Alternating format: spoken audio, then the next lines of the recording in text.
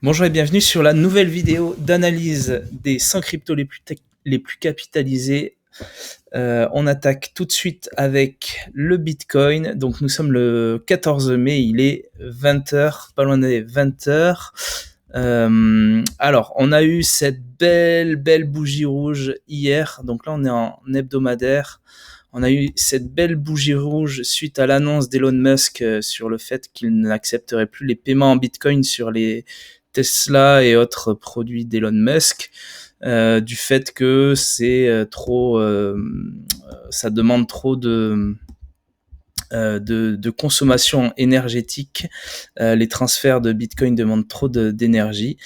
Voilà, c'est une publication qui a fait réagir très fortement le marché et qui a fait chuter donc le Bitcoin au niveau des 49 500. Et donc on est sur le bas du range et on a cassé le range, mais on est venu réintégrer sur cette belle mèche là, vous voyez. Et là, donc, on n'a pas encore, on n'a pas réintégré dans le range, on n'a pas repris une belle bougie verte comme la plupart des autres altcoins. On est resté sur le bas du range. Donc voilà, on est sur des niveaux qui sont très sensibles. Donc il y a une question, la question de prise de position et de sortie, de prise de profit et de sortie de position qui vient se poser. Donc on va voir ensemble qu'est-ce qu'on peut faire dans ce cadre-là. Sachez la première chose, c'est qu'on est toujours dans un bull run sur le long terme. Si on regarde en hebdomadaire, vous voyez, le bull run, il n'est pas terminé. Voilà, on a fait toute cette belle tendance et là on est juste dans une pause de cette tendance. Maintenant, est-ce qu'on va venir plus bas, former une belle correction pour ensuite remonter, ou est-ce qu'on va rester sur ce range là? Moi j'ai pas la réponse, j'ai pas pris ma boule de cristal avec moi. Donc plusieurs types de stratégies. Il y a des holders, ceux qui font du buy and hold et qui ont une vision long terme sur le Bitcoin et certaines autres crypto-monnaies, et qui eux vont dire bon, mais moi j'ai pas de raison de vendre puisqu'on est toujours dans le bull run. Il n'y a pas de signe il n'y a pas de signe très fort qui disent que on est en forte accélération. Non, c'est juste une petite correction, une petite consolidation qu'on a eue, et on va peut-être s'orienter vers une correction où on va venir toucher les niveaux de 38 000. Mais pour certains, en fait, c'est pas là le moment pour eux de vendre, puisqu'ils considèrent que même si on descend au niveau des 30 000, on pourra ensuite réattaquer sur une tendance haussière pour aller sur les niveaux des 120 000, peut-être 200 000. Voilà. Donc ça, c'est la première stratégie que certains ont, et elle est tout à fait valable puisqu'on est toujours dans cette vague haussière sur le long terme. Il n'y a rien qui indique qu'on on va repartir dans un marché baissier. Et puis il y en a qui, par contre, eux, ils sont plus dans une stratégie, de trading et de prise de position quand la tendance est terminée ou se calme. Et auquel cas, c'est tout à fait logique pour eux également de prendre leur profit et d'attendre une nouvelle consolidation et une nouvelle cassure sur une pattern qui sera plus jolie, où on aura, comme je vous l'indique, à chaque fois un beau creux, un autre petit creux, une barre de résistance avec des points pivots qu'on va retrouver plusieurs fois, certainement sur les niveaux des 60 000 ou des 50 000 ou un peu plus bas. Et quand on viendra casser, ces investisseurs-là vont reprendre une position à l'achat sur le Bitcoin. Il y a plusieurs stratégies, il n'y a pas de bonne ou mauvaise, il n'y en a pas qui ont raison, qui ont tort, c'est chacun fait comme il veut. Voilà, sachez en revanche, on va partir pour ceux qui font du swing trading et qui pour eux, on commence à être sur des niveaux de prise de position. Comment faire à ce niveau-là? Alors, il y a deux solutions. C'est ou alors, quand on arrive sur ces niveaux-là, on met un stop, ce qu'on appelle un stop loss, ici au niveau des 49 000. Donc moi, c'est ce que je vais faire avec ma compagne. Je vais lui dire, voilà, parce qu'elle a une position long terme sur le Bitcoin, mais moi je vais lui dire, voilà, là on est en train d'assister à un mouvement de correction. Donc moi, si ça retrace, pour moi, je trouve que c'est dommage de pas couper maintenant. Ça, c'est vraiment mon point de vue personnel. Donc je vais lui indiquer de mettre un stop ici sur les 49 500 et de mettre un ordre limite de vente sur sur les 55 000 pour essayer de reprendre tout simplement juste un niveau un peu plus haut si jamais il décide de remonter. On va repasser en journalier. Voyez, là, là, moi, j'ai clairement dit à ma compagne, là, c'est bien de couper pour elle. Voilà, si on a une stratégie, on va couper. De mettre un ordre limite de vente à 55 000 pour essayer de reprendre juste ça. Mais si jamais, de mettre également un ordre stop ici au niveau des 49 500. Comme ça, si ça reprend vers le bas, si ça repart vers le bas, son ordre sera exécuté à 49 500. Elle vendra tous ses bitcoins sur ces niveaux-là.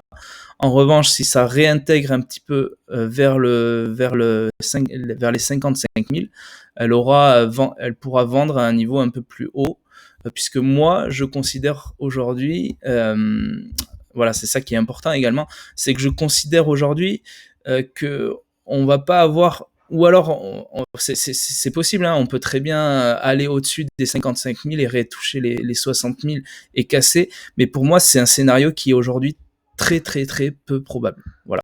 C'est pour ça que moi je suis, en tout cas pour ma compagne et pour moi-même, sur une stratégie de revente sur ces niveaux-là, entre 55 000 et 49 500. Voilà, j'espère que c'est clair. Pour l'Ethereum, également, je vais vous passer le graphe. J'ai fait une analyse en hebdomadaire tout à l'heure avant de. Vous voyez, on est quand même sur des niveaux. On n'a pas eu de pause en fait depuis cette tendance là, depuis pareil, hein, début août 2020. On n'a pas eu. Alors si, on a eu une petite pause ici sur la tendance en mars. Mais là, on a repris très très très fort. On a eu une pause. Regardez, on va passer en journalier. On a eu une pause hier et aujourd'hui, on a réattaqué sur la tendance. Donc, on va peut-être pouvoir atteindre les 5000, éventuellement les 7000, j'en sais rien. En tout cas, là, il faut penser, selon moi, hein, c'est encore un avis, c'est un avis très personnel, mais là, on commence à avoir des accélérations qui sont dangereuses sur l'Ethereum. Et donc, il faut penser on peut faire ce qu'on appelle un suivi de tendance court. C'est-à-dire que tous les jours, vous pouvez mettre un stop en bas tout simplement du cours d'ouverture. Et tous les jours, vous faites ça, comme ça, quand ça monte, le jour où ça redescend, vous coupez juste au cours d'ouverture et vous prenez vos profits comme ça. Si jamais ça, parce que là, en fait, ce qui se passe comme ça en général, quand on a des cours qui accélèrent très fort, très vite, comme ça, comme ce qui est en train de faire l'Ethereum, on a à un moment donné une chute, mais qui est en général très très très forte et qui fait mal également. Et là, vous voyez, ça monte très vertical. Ça commence à être un petit peu dangereux. Et c'est pour ça qu'il faut commencer à adopter des stratégies de sortie de position. En tout cas, c'est ce qu'on fait quand on fait du trading en swing trading ou en swing trading. Voilà. Après, si vous avez une vision, encore une fois, une stratégie très long terme sur plusieurs années sur l'Ethereum, libre à vous évidemment de garder et de holder la crypto. Il y a aucun problème là-dessus. Chacun a fait ses choix et a ses stratégies personnelles.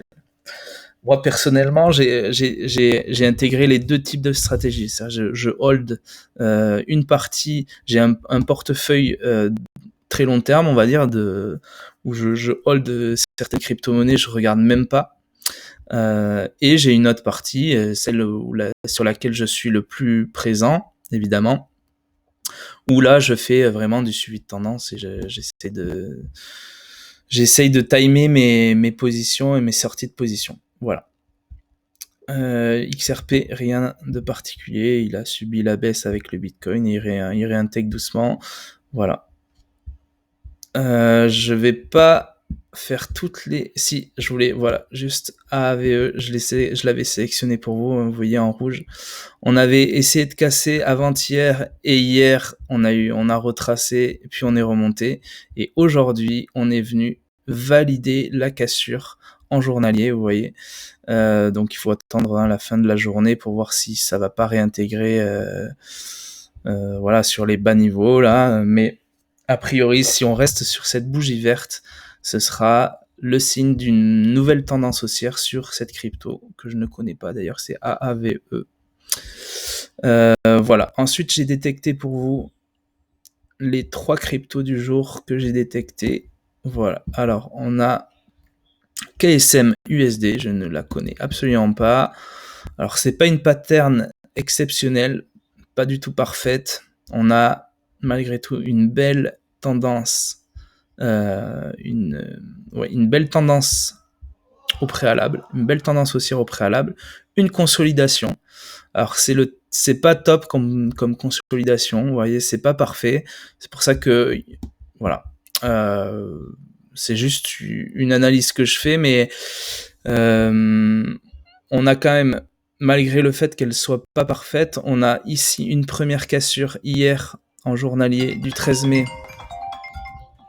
Pardon. En journalier qui est en train d'être validé aujourd'hui, le 14 mai, vous voyez, avec cassure de la bande de Bollinger, et on a des volumes en augmentation, ce qui indique un intérêt des investisseurs sur cette crypto-monnaie. Voilà. Ensuite, j'ai sélectionné aussi pour vous SNX. Celle-ci, on est plus sur un triangle chartiste, vous voyez. Hop. Et là, on avait essayé de casser hier, mais on a subi la chute avec le Bitcoin hier avant-hier. Et là, on a validé, enfin, on est en train de valider la cassure sur ce triangle. Voilà, on a des volumes en augmentation ici, vous voyez ici. Et on a également Sushi USDT. Alors je sais pas si c'est des shitcoins ou pas du tout. Franchement, j'en sais rien. Moi, ce que j'analyse avec vous, c'est la psychologie des investisseurs. Là, alors c'est pas du tout là, c'est pas une crypto, enfin une pattern au top, hein, pas du tout. Mais on avait cette cassure de bande de Bollinger. Ouais, celle-ci, j'aurais presque pu la laisser de côté, vous voyez. Alors, on a la hausse au préalable, la pattern qui est vraiment pas très belle, quoi. On peut tracer un triangle, mais c'est pas exceptionnel. Vous voyez, on était venu le casser ici le début mai, 6-7 mai. On avait réintégré et ici, on est en train de vouloir casser, mais vous voyez, on n'a même pas beaucoup de volume. Donc, celle-là, en fait, je sais pas pourquoi je l'ai mise, je l'enlève. Voilà. Donc on l'oublie, tout simplement. Même si on a une bougie verte, il faut vraiment qu'on ait plus d'éléments que ça. Et aujourd'hui, sur les cryptos, il y a tellement qui sont possibles qu'il faut pas prendre le risque de prendre position là-dessus. Alors qu'on a d'autres, on en a plein d'autres qui nous permettent vraiment d'avoir des probabilités d'occurrence bien plus élevées à la hausse. Donc ça, on oublie. Voilà, sur ce, je voulais juste voilà, vous dire également de rester prudent, puisque là, je vous reprends le graphe du Bitcoin. Donc toutes les cryptos que je vous ai indiquées là qui cassent à la hausse, vous voyez hein, ce qui s'est passé sur la bougie rouge. À chaque fois, on a le même, la même chose, c'est-à-dire que là, elle voulait partir finalement, elle a rechuté. Donc voilà, il faut vraiment faire attention et si le Bitcoin commence à déraper vers le bas et à réintégrer au niveau des 30 000, là, au niveau des 33 000, on risque d'avoir encore des bains de sang, un petit peu comme on a eu hier, avant-hier sur certaines cryptos. Donc soyez très prudents dans vos prises de position. En tout cas, moi, je vous recommande de rester cash, encore une fois. Éventuellement, de prendre vos profits donc sur Bitcoin et Ethereum, puisque on est sur une pause. Hein. Là, on peut valider le fait qu'on est vraiment sur une pause, et la probabilité qu'on reprenne le haut du range et qu'on recasse et qu'on reparte vers le haut, pour moi, elle est infime, quoi. Elle est vraiment très très très très très faible. Donc c'est pour moi intéressant de prendre des profits pour ceux qui ont déjà des belles plus-values. Voilà. Ensuite, sur l'Ethereum, c'est pareil, faites attention, puisque là, on est parti très fort. Moi, ce que je vous recommande de faire, hein, pour ceux qui sont positionnés dessus, c'est de mettre un stop, je vous le redis, hein, c'est de mettre un stop tous les jours. Maintenant, vous faites un suivi journalier, vous faites un petit stop. Vous pouvez commencer ce soir, vous mettez un stop à 3700 par exemple. Vous mettez un stop à 3700, et si jamais il vient chuter à 3700, comme ça vous revendrez, et vous aurez quand même, si vous avez attaqué ici votre tendance, j'ai calculé tout à l'heure, vous aviez déjà fait 100%. Et si vous l'aviez commencé ici, je calcule même pas, mais si, je vais prendre pour vous, hop, voilà, 1320%, c'est énorme, tout simplement énorme. Voilà, donc pensez à vous payer. Sur ce, je vous souhaite une très bonne soirée. Moi, je vais aller fêter mes 33 bougies aujourd'hui. Et puis, je vous dis à après-demain pour une nouvelle vidéo. Et n'hésitez pas à liker et à mettre des petits commentaires si vous voulez que j'analyse d'autres cryptos pour vous. Voilà, ciao ciao!